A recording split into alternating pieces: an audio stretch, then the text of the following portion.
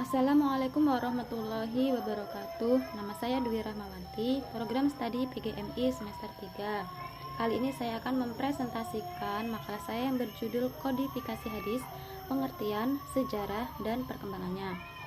Langsung saja, yang pertama yaitu pengertian kodifikasi hadis.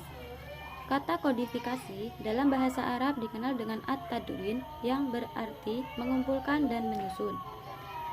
Menurut istilah, kodifikasi adalah penulisan dan pembukuan hadis secara resmi berdasarkan perintah khalifah yang melibatkan beberapa personil yang ahli dalam masalah ini, bukan dilakukan secara perseorangan atau untuk kepentingan. Selanjutnya yang kedua yaitu sejarah dan perkembangan hadis pada masa Rasul.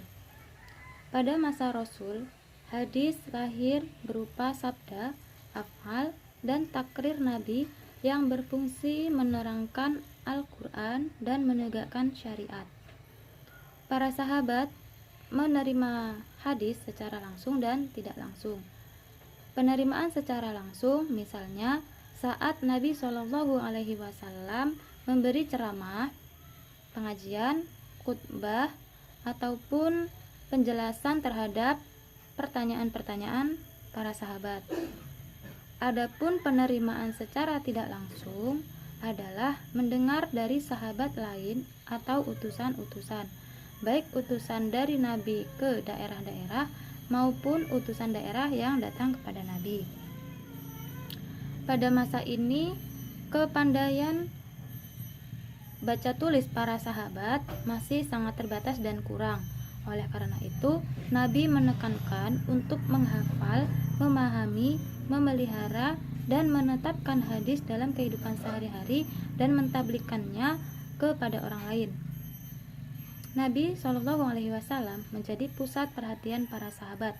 Apapun yang dilakukan oleh Nabi, baik perkataan, perbuatan, maupun ketetapan, menjadi referensi sebagai pedoman hidup para sahabat. Selanjutnya yang ketiga yaitu sejarah dan perkembangan hadis pada masa sahabat dan tabi'in.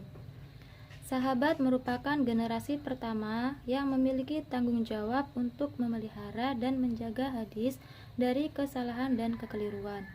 Hal ini dapat dilihat dari beberapa kebijakan Al-Khulafa'ur Rasyidin, seperti kebijakan yang diterapkan oleh Abu Bakar Asy-Syiddiq yang harus mendatangkan atau menghadirkan seorang saksi bagi siapapun yang meriwayatkan hadis, sehingga bisa dibenarkan periwayatannya.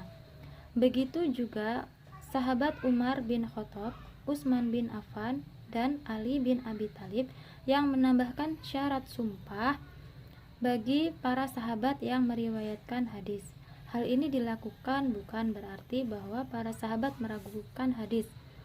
Justru, sikap mereka yang membatasi periwayatan dan menetapkan beberapa kebijakan tersebut adalah bukti kesungguhan mereka dalam menjaga hadis agar keotentikannya tetap lestari dari berbagai pemalsuan dan kekeliruan. Maka, perkembangan hadis pada masa sahabat disebut sebagai masa penyedikitan dan pembatasan periwayatan.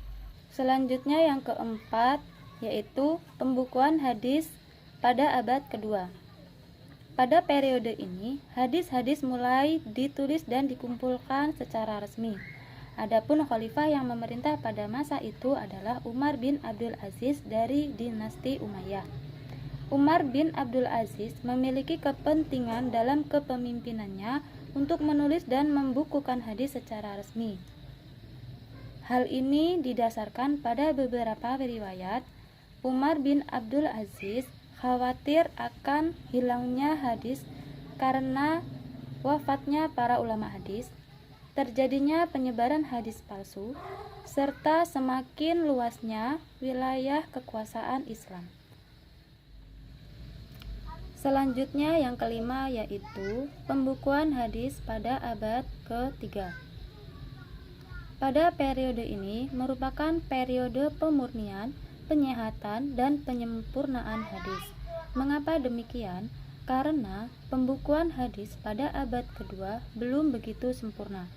Masih banyak hadis-hadis yang tercampur antara hadis sahih dengan hadis dhaif. Maka pada abad ketiga disebut juga sebagai masa penyaringan dan seleksi hadis.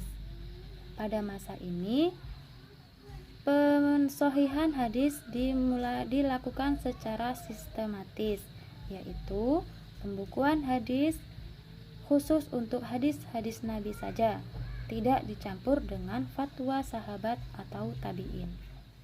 Selanjutnya yang keenam, yaitu pembukuan hadis pada abad keempat.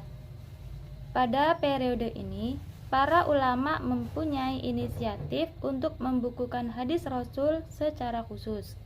Mereka menyusun kitab-kitab musnad yang mereka kelompokkan berdasarkan nama-nama sahabat, sehingga hadis-hadis yang diriwayatkan oleh Abu Bakar misalnya dikumpulkan dalam satu tempat dengan judul Musnad Abu Bakar. Kemudian Al-Bukhari datang dengan inisiatif baru, yaitu membukukan hadis-hadis sahih secara khusus dan disusun berdasarkan bab-bab tertentu agar mudah dicari dan dipahami. Selanjutnya yang ketujuh, yaitu pembukuan hadis pada abad kelima sampai sekarang. Usaha ulama ahli hadis pada abad kelima sampai sekarang adalah ditujukan untuk mengklasifikasikan hadis dengan menghimpun hadis-hadis yang sejenis kandungannya atau sejenis sifat-sifat isinya dalam satu kitab hadis. Jadi, kesimpulannya adalah: 1. Pada masa Rasul, para sahabat menerima hadis secara langsung dan tidak langsung, dan para sahabat ditekankan untuk menghafal hadis.